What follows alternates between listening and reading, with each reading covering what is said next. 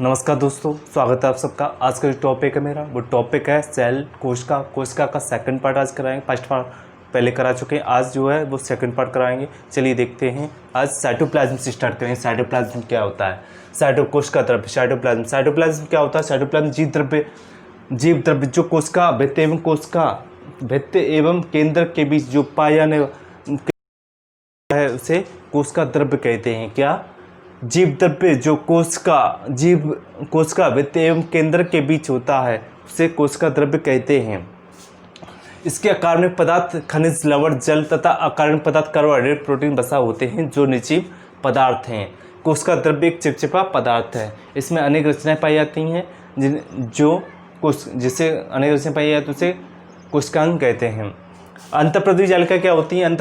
Endoplasmic reticulum ये क्या होती है? ये कोशिका का कंकाल तंत्र कहलाता है। इस कोशिका का कंकाल तंत्र कहलाता है तथा इसका मुख्य कार्य कोशिका का ढांचा मजबूती प्रदान तथा इसका क्या होता है? कोशिका का ढांचा मजबूती प्रदान करना तथा इस पर राइबोसोम लगे होते हैं। इसकी सतह पर राइबोसोम लगे होते हैं, वो प्रोटीन संश्लेषण का कार्य करते हैं। क्या?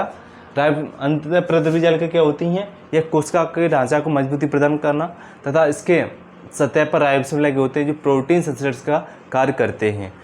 आप समझ गए होंगे। यह लाइपोप्रोटीन की बनती होती है। जो अंतःप्रद्रवी जालिका है ये लाइपोप्रोटीन की बनी होती है।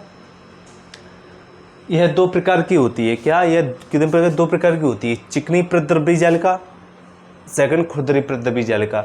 चिकनी प्रद्रवी जालिका क्या होती है? इसकी सतह चिकनी होती है। जो अंतःप्रद्रवी जालिका जिनकी सतह चिकनी होती है तथा उनकी सतह पर राइबोसोम नहीं पाए जाते हैं उसे चिकनी प्रद्रवी जालिका कहते हैं। खुरदरी प्रद्रवी जालिका क्या होती है?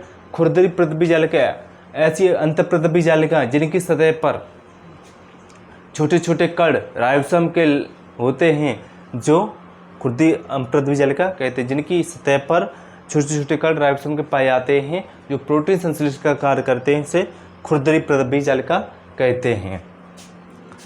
अगला लाइसोसोम क्या होता है? लाइसोसोम यह बहुत ही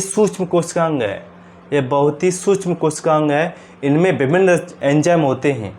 इनमें विभिन्न तरीके के एंजाइम पाए जाते हैं।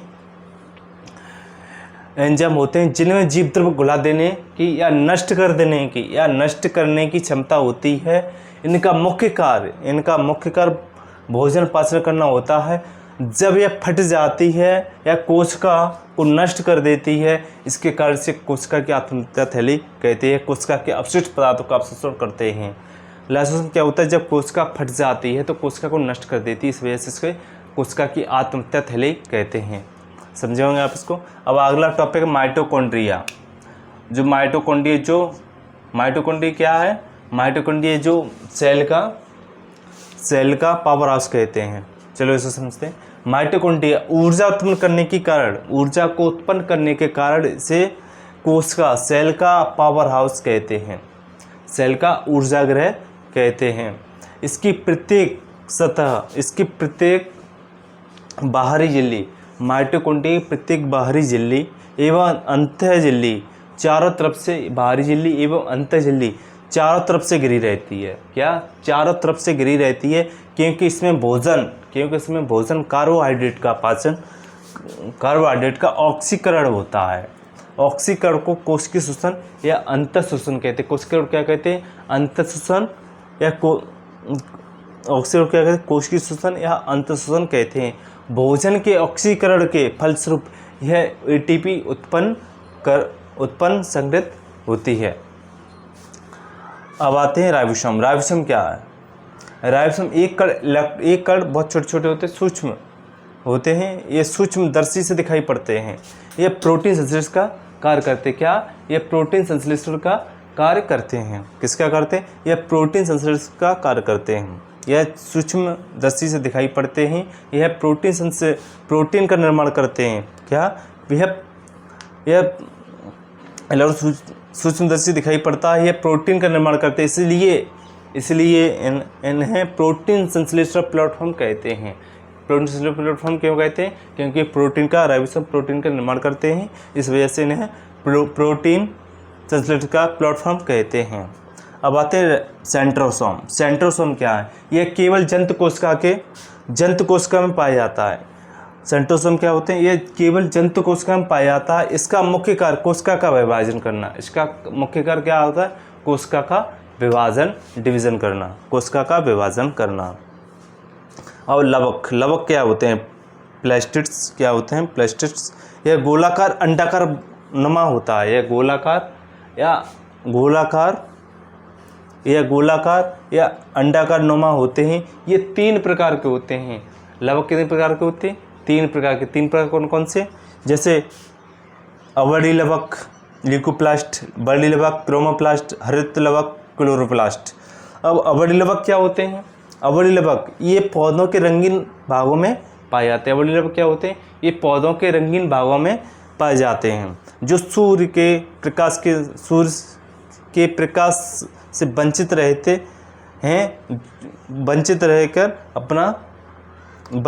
हैं, जैसे आलू, शकरकंद। ये जो रंगीन पदार्थ होते हैं सूर्य की किरणों से वंचित रहते हैं। उन पौधों को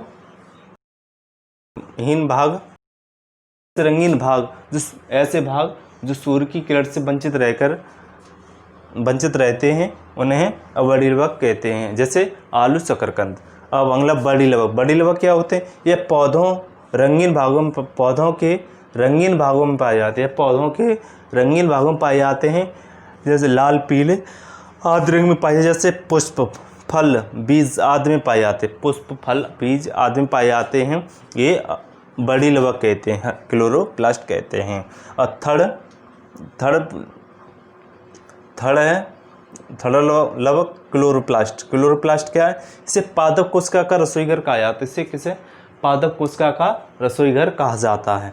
इसे पादप कोशिका का रसोईघर कहा जाता है। पौधों हरा रंग इसी के कारण होता है। पौधों में जो हरा रंग होता है वो हरित लवक की वजह से, क्लोरोप्लास्ट की वजह से होता है। पौधों का हरा रंग क्लोरोप्लास्ट की वजह से क्वेश्चन आता है। पौधों का रंग किस वजह से होता है? तो क्लोरोप्लास्ट, हरित लवक की वजह से होता है। हरित लवक का मुख्य अवयव क्लोरोफिल होता है। हरित लवक का मुख्य अवयव क्लोरोफिल होता है, जिसमें मैग्नीशियम धातु पाई जाती है। जिसमें क्लोरोफिल होता है जिसमें मैग्नीशियम धातु पाई जाती है। इसका मुख्य कार्य सूर्य की उपस्थिति और वायुमंडल की कार्बन डाई उपस्थिति में भोजन का निर्माण करना है। सूर्य की उपस्थिति, सूर्य के प्रकाश से कार्बन डाइऑक्साइड की उपस्थिति में भोजन का निर्माण कर लेते हैं। जो हरित क्लोरोप्लास्ट होता है, ये जैसे हरे पौधे होते हैं, क्या कहाँ से भोजन के? सूर्य की प्रकाश की किरणों से अपना भोजन का निर्माण कर लेते हैं। भोजन। अब आते लास्ट में, जैसे न्यूक्लियस क्या था? केंद्रक। इसकी खोज 1831 में रॉबर्ट ब्राउन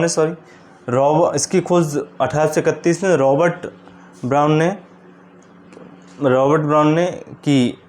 इसे कोशिका का डायरेक्टर एंड कंट्रोलर कहा जाता है। इसे न्यूक्लियस का या क्या कहा जाता है? कोशिका सेल का इसे डायरेक्टर एंड कंट्रोलर कहा जाता है। यह कोशिका के बीच में उपस्थित होता है। कोशिका के बीच में उपस्थित होता है। यहाँ ऐसे उपस्थित होता है, कोशिका के बीच में उपस्थित होता है। और यह कोशिका सेल के सभी कार्यों पर नियंत्रण करता है। यह कोशिका के सभी कार्यों पर नियंत्रण, इस वजह से कंट्रोलर, डायरेक्टर एंड कंट्रोलर कहते हैं, रखता है। केंद्रक छिद्रयुक्त झिल्ली किससे घिरा होता है? यह केंद्रक छिद्रयुक्त झिल्ली से घिरा होता है। केंद्रक की छिद्रयुक्त झिल्ली से घिरा होता है, जिसे केंद्रक झिल्ली कहते हैं। इसके दो भाग होते हैं, एक केंद्र का द्रव्य। केंद्र द्रव्य में डीएनए, आरएनए पाए जाते हैं। जैसा कि दोस्तों आज सेकंड पार्ट सबने सेल का कराया, आपको समझ में आया होगा। अगर हमारी वीडियो आज की समझ आई, अच्छी लगी हो, तो हमारी वीडियो को लाइक करें एंड सब्सक्राइब करें। Thank you. आगे के क्वेश्चन, जो सेल के जो क्वेश्चन हो, आगे की वीडियो में लेके आएंगे। Thank you.